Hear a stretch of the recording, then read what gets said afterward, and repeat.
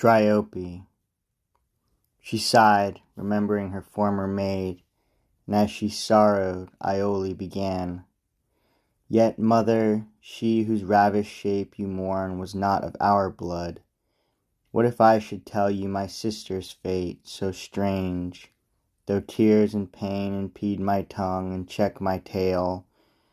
My sister, the loveliest girl of all Ocalia, dear Dryope, her mother's only child, mine was a different mother.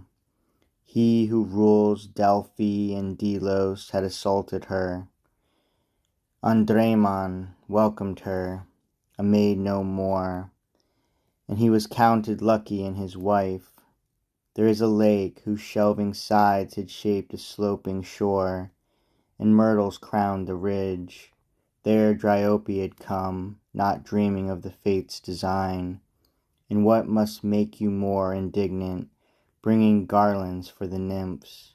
She carried at her breast her little boy, a darling burden, not a 12-month-old, and fed him with her milk. Near the lakeside, a water lotus flowered, its crimson blooms like Tyrian dye, fair hope of fruit to come. Dear Dryope had picked a posy of these flowers to please her boy. I meant to do the same, for I was there, when I saw drops of blood drip from the blossoms, and the boughs shiver in horror.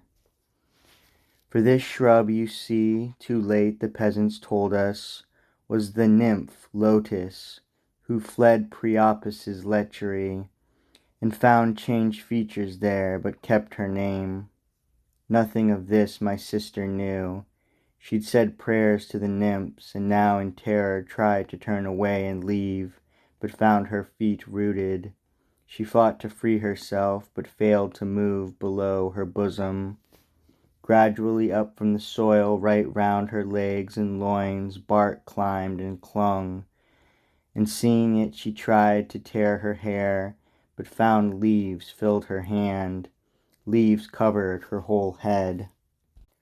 Her little boy, Amphissus, Eurytus, his grandfather had named him so, could feel his mother's breast grow hard, the milky flow failed as he sucked, and I stood there a helpless onlooker, watching her cruel fate. As best I could I clasped my sister in my arms and stayed the growing trunk and boughs, and longed to see, yes longed, the self-same bark envelop me.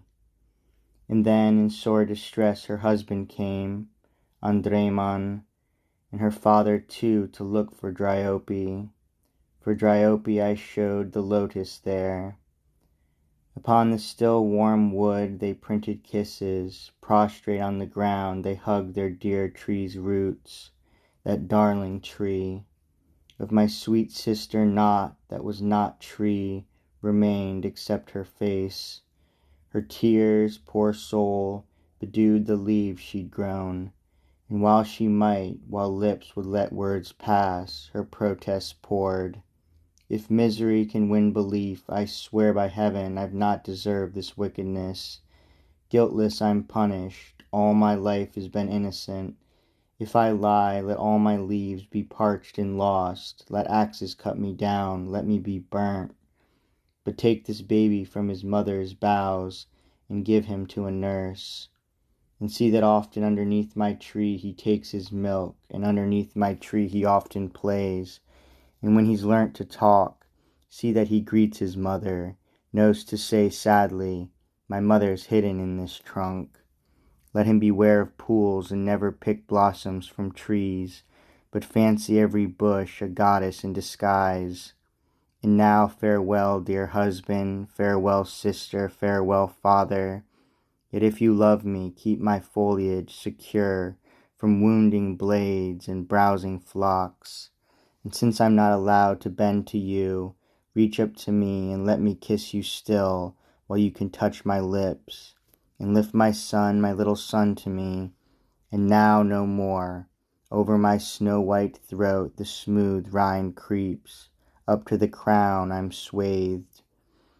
Let no hands touch my lids. Without your service let the bark envelop in its shroud my dying eyes.